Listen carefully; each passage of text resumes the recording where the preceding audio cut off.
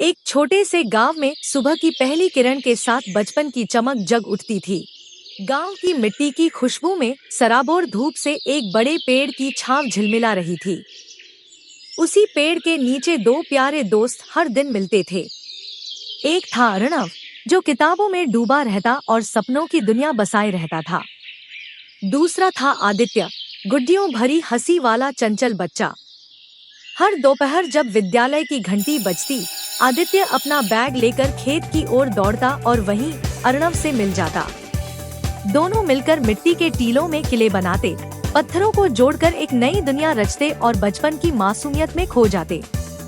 अर्णव कहानियों की किताबें खोलकर अपनी आंखों में कल्पनाओं के रंग भरता और आदित्य उन कहानियों को छपाक छपाक खेलकर जी लेता। दोनों की हंसी सूखे खेत की मिट्टी में भी हरियाली सी भर देती थी। एक दिन अर्णव का चेहरा बहुत उदास था, जैसे खेत की धूप भी उसकी आंखों तक गर्मी नहीं पहुंचा पा रही हो। आदित्य ने घबराकर पूछा, क्या हुआ अर्णव? अर्णव ने धीरे से कहा, मेरी माँ बहुत बीमार है और हमारे पास इतने पैसे नहीं कि मैं स्कूल जा सकूं। ये सुनते ही आदित्य की आंखों में आंसू भर आए। उसने अर्णव का हाथ कसकर थाम लिया और दिलासा दिया, कोई बात नहीं दोस्त, जो भी करना पड़े हम साथ हैं। जिंदगी के हर मोड़ पर तुम्हारा साथ दूंगा। दोनों ने एक दूसरे से कस्में खाई, चाहे कुछ भी हो जाए हमेशा एक दूसरे का हाथ नहीं छोड़ेंगे। कुछ दिन बाद आदित्य के माता पिता को शहर जाने का आदेश मिल गया। विदाई का दिन आ गया। दोनों दोस्त उदास आंखों से एक दूसरे को निहार रहे थे। आदित्य ने अर्णव को गले लगाकर कहा, दोस्त, 10 साल बाद हम फिर इसी पेड़ के नीचे मिलेंगे, वादा रहो। अर्णव ने हल्की सी मुस्कान के साथ आंसू पोंछते हुए सहमति में सिर हिलाया। उसने आदित्य के हाथ में एक गुलाब का छोटा सा फूल थामा और फुसफुसाया, ये लो, दोस्ती की निशानी, इसे संभाल कर रखना। उसके बाद आदित्य बाय बाय कहते हुए बड़ी बस में बैठ गया और दूर जाती बस की धूल में खो गया। अर्णव चुपचाप पेड़ के नीचे बैठा रहा, चूमता हुआ वह गुलाब का फूल। सालों बीत गए। अर्णव हर रोज स्कूल और कॉलेज के बाद उस पेड़ के पास आता और पुरानी तस्वीरें निकालकर रोता रहता।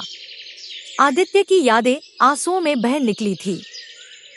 अर्णव ने गांव के बच्चों के लिए एक छोटी सी लाइब्रेरी बनाने का सपना संजोया।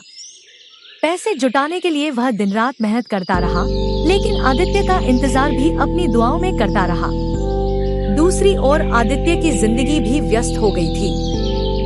शहर में नौकरी लग गई थी और दफ्तर की भागदौड़ में वह बचपन की उन यादों को भूलने लगा था।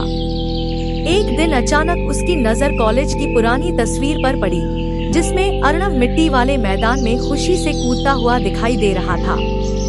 आदित्य को बेचैनी हुई। उसने महसूस किया कि पुरानी दोस्त की याद कितनी गहरी होती है। हवा में अर्णव का नाम लहरों की तरह घुमड़ने लगा। आदित्य ने तुरंत निर्णय लिया कि अब वह अपने गांव लौटेगा और अर्णव से मिलेगा। गांव आकर आदित्य वहीं पेड़ के पास खड़ा हुआ, जहां 10 साल पहले उसने दोस्ती की कस्में ली थी। पर अर्णव वहां नहीं था। आदित्य ने गहरी सांस ली और दिन भर पेड़ के नीचे बैठा रहा, लेकिन अर्णव नहीं आया। अगले दिन फिर आदित्य सुबह पेड़ के पास पहुंचा। अर्णव की कमी और गहरी हो रही थी। इसी बीच अर्णव गांव के बाजार गया था। वह आदित्य के लिए कुछ खास लेकर आया था, एक पुरानी किताब जो उसने बचपन में पढ़ने का सपना देखा था। रात होते होते अर्णव बाजार से लौटते समय फुटपाथ के पास से गुजर रहा था, किताब हाथ में लिए।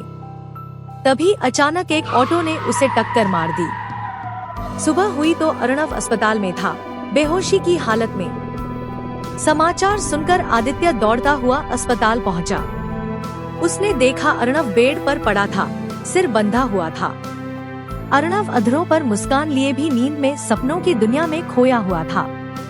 आदित्य ने कांपते हाथों से अर्णव का हाथ थाम लिया। आंसुओं से भरी निगाहें अर्णव के चेहरे को पड़ने लगी। आदित्य ने फिर डॉक्टर को धन्यवाद दिया कि उसकी जान बच गई। डॉक्टर ने कहा कि चोट के बावजूद अब अर्णव ठीक हो जाएगा, बस समय लगेगा। धीरे धीरे अर्णव ठीक होने लगा।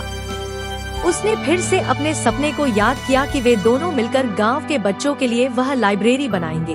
जिसकी बचपन में उन्होंने बात की थी। कुछ ही महीनों में गांव में अर्णवादित्य की याद में एक छोटी सी लाइब्रेरी बनकर तैयार हो गई। वहां गांव के बच्चे किताबों की दुनिया में खो जाते थे। वे दो दोस्त, जिनकी कहानी सबको रुला रही थी, अब एक दूसरे के साथ मुस्कानें बांट रहे थे। उनकी सच्ची दोस्ती की मिसाल गांव-गांव में फैल गई। लोग कहते थे, सच्चा दोस्त वही है जो हर दर्द में साथ दे, चाहे दूरी कितनी भी हो जाए। अर्णव और आदित्य ने सिखाया कि दोस्ती अमर होती है और जो वादे दिल से किए जाते हैं वे पूरी हो ही जाते हैं। जहाँ प्यार उतर सकता है वहाँ दोस्ती की बगिया हमेशा खिलती रहती है। उन दो दोस्तों ने खुद अपनी दास्तां लिखी थी, जो अब सबके दिलों पर अमिट हो गई। ये कहानी हमें सिखाती है कि कभी भी अपने सच्चे दोस्त को मत भूलना। जो वादे उन्हीं लम्हों में किए गए थे, वे जिंदगी के तूफानों में भी निभाए जाते हैं। आदित्य और अर्णव की तरह अगर हम भी अपने दोस्तों को समय दें और दिल से उनसे जुड़े रहें, तो ऐसी दोस्ती दुनिया की सबसे मजबूत ताकत बन सकती है।